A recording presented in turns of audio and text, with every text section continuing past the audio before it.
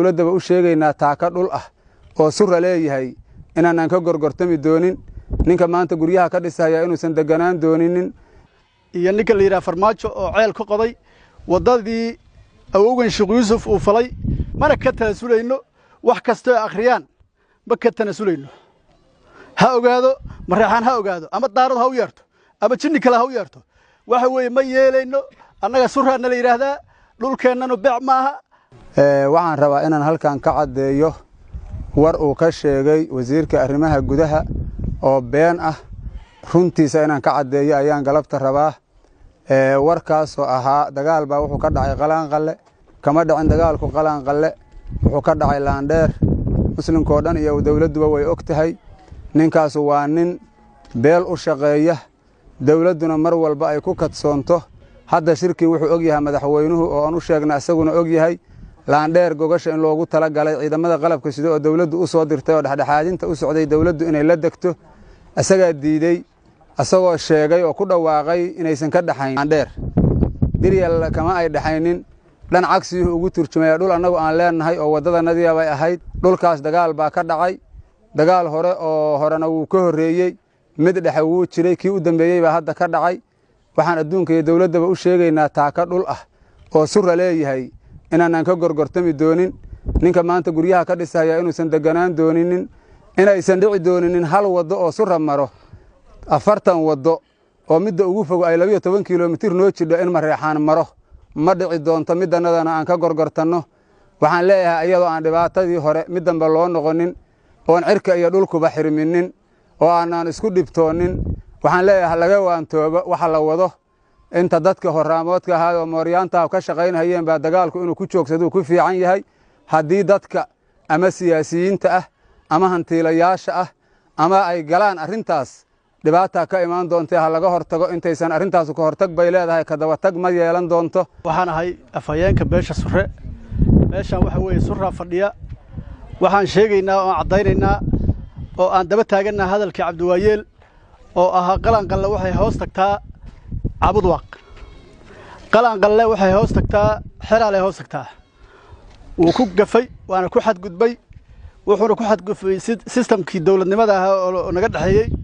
waxa weeye sharta iyo dhibaatada meesha ka jirto Cabdiwaayeel baa sabab u ah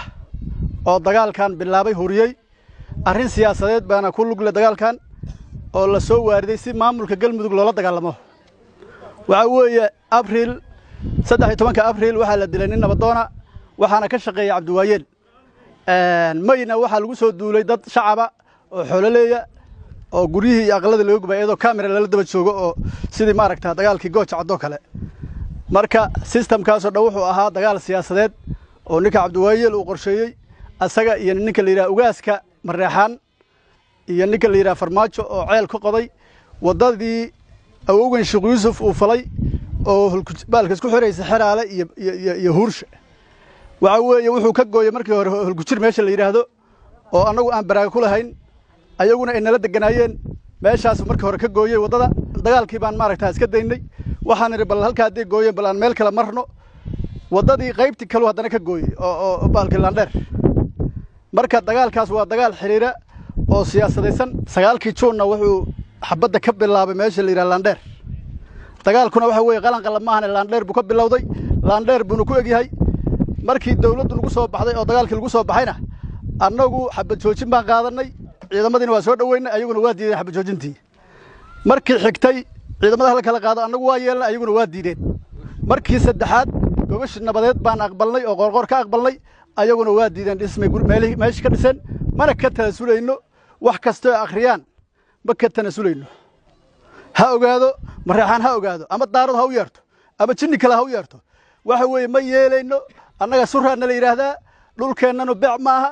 magana kama nihin ugu dambeyn waxa hadalka soo xiray nabadoon Cabdilla Macalin Ibrahim ayaa carabka ku dhiftay inta ka ay leedahay beesha Sure aan la fadhin doonin isla markaana aan dhisma ku sii socon doonin aaga deegaanka Laandheer ee gobolka Galgaduud waa sida uu hadalka u dhigay Laandheer meesha la yiraahdo oo jid anagu aan samaysanay oo Huurshe iyo Xeraale loo falay oo maro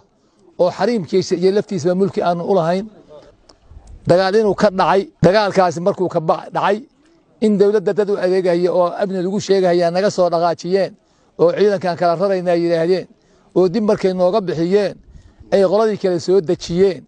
oo ay dagaameeyeen oo guryo ka dhiseen dawladduna ku waardiyeynayso oo askarti ag dhooban tahay oo saraakiishi ag dhooban tahay ninka la leeyahay Cabdiwaayeel oo wasiirka arrimaha gudaha lagu sheegay oo ummadda oo dhan hawlahooda inuu isagu tawaliye lagu ogaa inuusan u suuban oo dagaal ooga yahay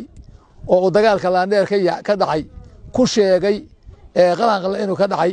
qalanqalana caabud waaq beena ay tahay oo xalaal hoos tago dagaalna uusan ka dhicinin ayadana adduunkan u sheegaynaa waxaan kaloo sheegaynaa annagu intaas aan arkayno cabsi isagama aanaan deyn awood yari isagama aanaan deyn inaan dawladda xusmayno oo aanan diidin amarkeeda awgeedaan isaga daynay haddiise annagu aan ballan qaadnay inaan gogosha imaano waa imaanaynaa wuxuu annagana noogu dhawaaqay oo gogoshii aan ku soo aqbalnay ciidankiina isku daayay isagaa midaa sheegi doona intaas baan ummadda dawladda federaalka iyo tangal mudug iyo islaamka waddanka jooga oo wax garanaya intaasaan u sheegaynaa